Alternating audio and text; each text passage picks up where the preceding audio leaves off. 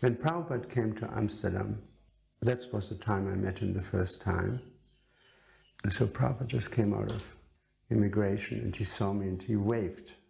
And it was very ecstatic. I fell to the ground, paid my obeisances, and I laughed and I cried and I had so many emotions at the same time, which was extraordinary. Normally you either laugh or you either cry, but you don't have these emotions at the same time. Then he came. During the parade itself, I was in the crowd distributing some of these magazines, and suddenly all the hairs on my body just stood on end. I felt so different. And I turned around to look behind me, and right behind me was Srila Prabhupada dancing. So I felt Srila Prabhupada before I saw him. That's how strong of a personality he was. Everyone directed Prabhupada towards the Vyasasana, and he looked at it, then he looked around, and then he just shook his head a little and started to walk. And then when everyone realized that Prabhupada was going to walk in front of the cart with everybody else, there was like a wave went through the devotees as they heard that this was happening. Everyone started to dance. And it was quite amazing that there was this seemingly very small old man in the middle of all these tall, young, strong Western men, and he was completely directing them. Just with a flick of his finger, they would lift off the ground and dance and spin and do whatever. And the number of mridangas that were being played and the vigor that they were being played with, wasn't that the kirtan was particularly fast, but the way everyone was playing the mridangas, their hearts were in their hands, the way they were playing them to please Prabhupada with the kirtan.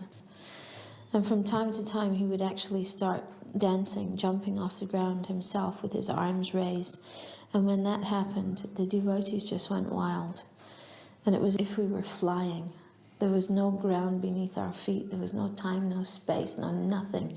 There was just pure joy and happiness and Prabhupada. Hare Krishna, Hare Krishna, Krishna Krishna, Hare Hare, Hare Rama, Hare Rama, Rama Rama, Hare Hare.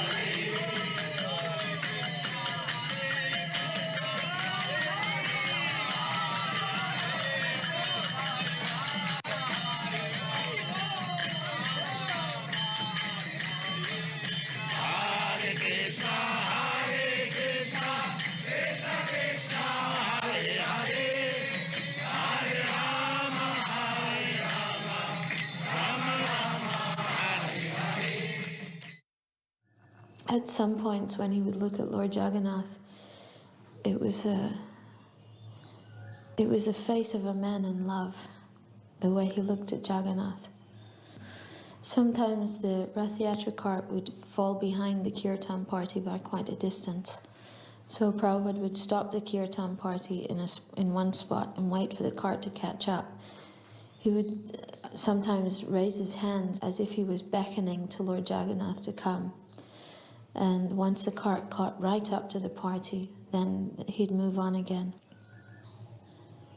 The overwhelming memory of that festival is the dance. The dancing that just defied logic, because you just kept going and going and going and just wanted more and more and more and just wanted it to last forever. I had volunteered to stay back to look after Radhalandinishvara, and I was feeling a bit, like I was missing out on seeing Prabhupada. But he came back earlier than the devotees, and I think he was with Shamsundar, and they came in the temple room door, and there was Prabhupada, and the servant went downstairs to get something for him.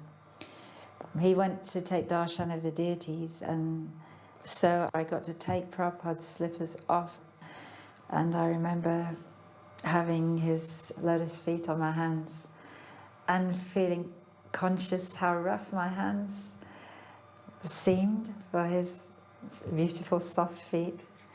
But it was really lovely to touch Prabhupada's feet. And it was a really special moment because there was no one there, and somehow Krishna had created that little moment in time when I got to be with Prabhupada.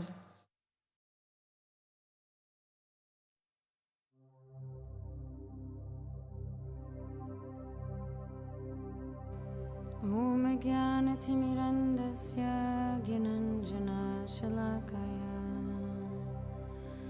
Chakshurunmilitam Yena Tasmai Shri Guru